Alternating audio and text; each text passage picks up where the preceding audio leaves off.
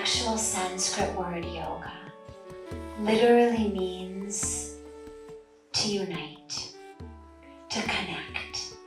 Now, when most of us think about yoga or uniting in yoga, sadly we tend to think about things as simplistic as just uniting our nose to our knees or our hands to the floor.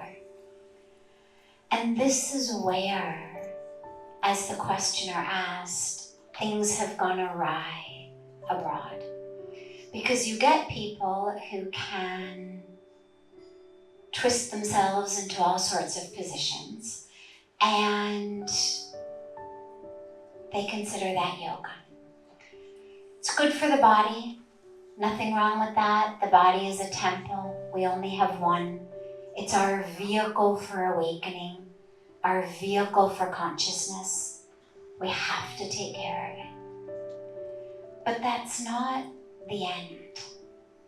The physical exercises are part of a path, not the end in and of themselves.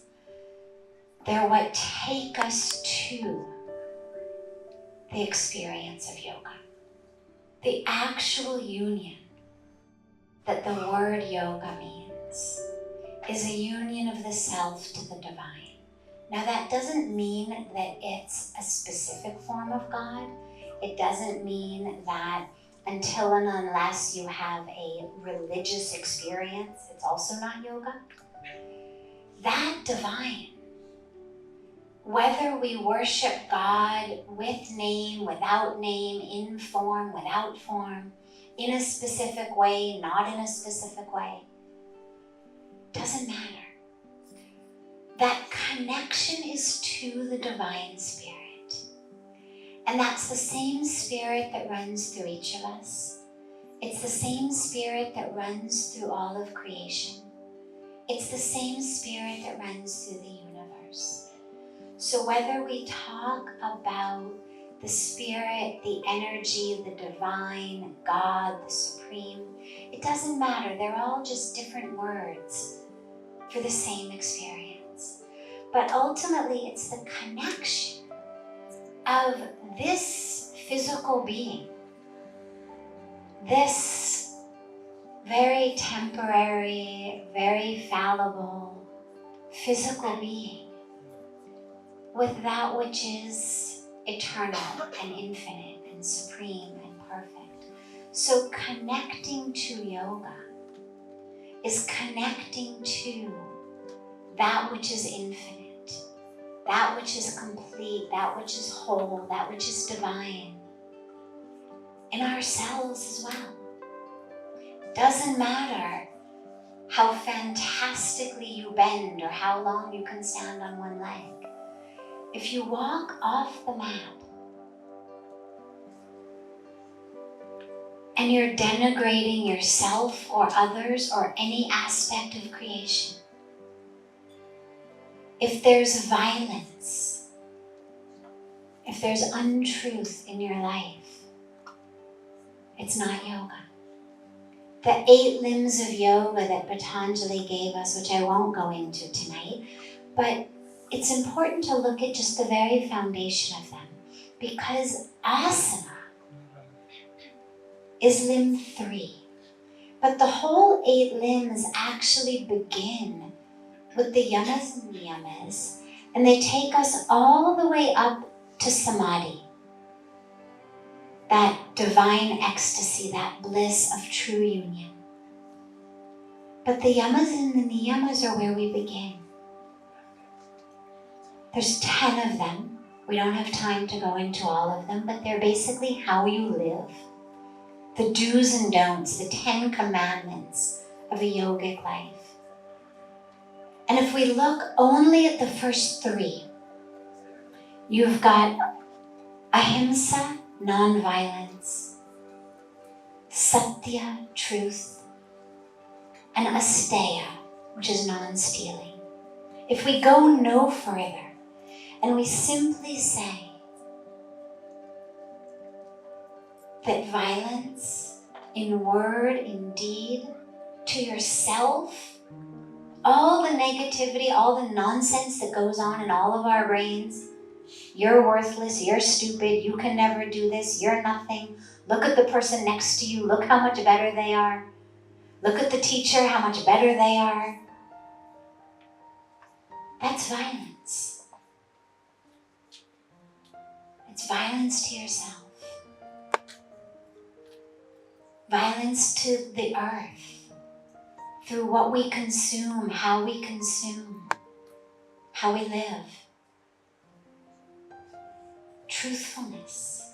Well, anytime you tell yourself that you are this body, that you are your bank account, that you are your career, that you are your relationships, that you are the 10 pounds you gained that you wished you didn't gain, that you are a good haircut or a bad haircut or the pimple you wish you didn't have.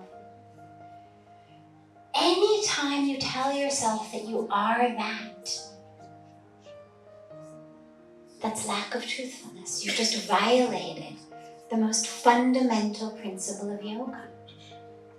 And no amount of bending or stretching or standing on your head undoes that. Lack of stealing. When you look around our world, stealing doesn't just mean that, while your back is to me, I take your necklace or take your jacket. Or how many of us steal people's time? Steal our own time.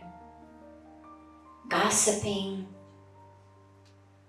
useless conversation, negativity, complaining.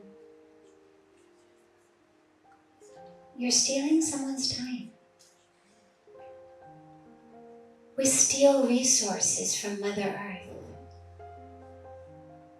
from all of the humans and animals with whom we share it.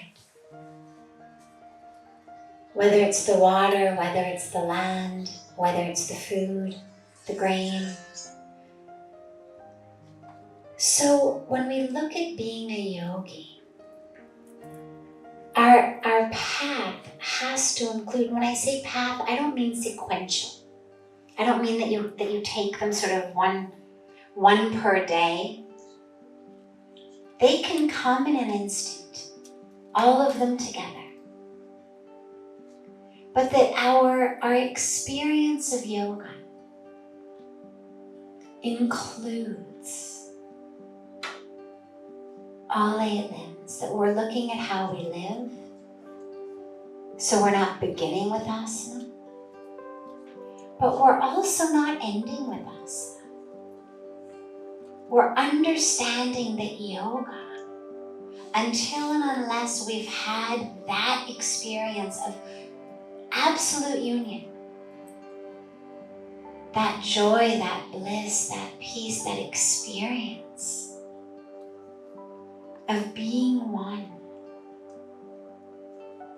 Again, whether we say with the divine, with the universe, with God, with the spirit, it's just a semantic difference. That's where we're going.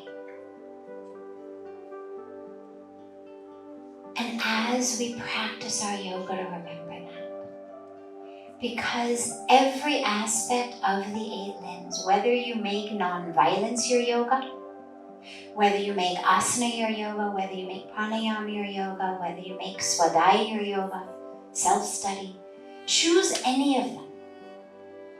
You actually can get there through any of them, as long as you're aware of where you're going.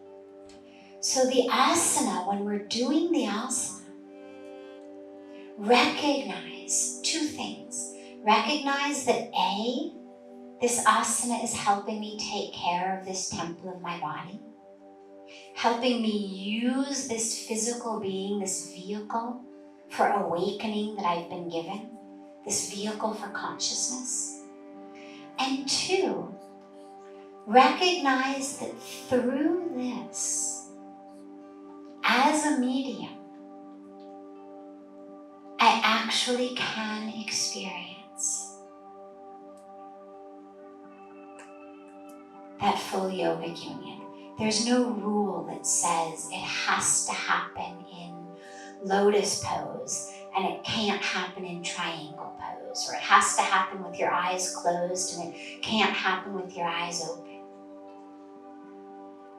It's all about what's happening inside. So if you make yourself aware of both of those, then not only does the body become vibrant and healthy and flexible, but we actually take ourselves to yoga.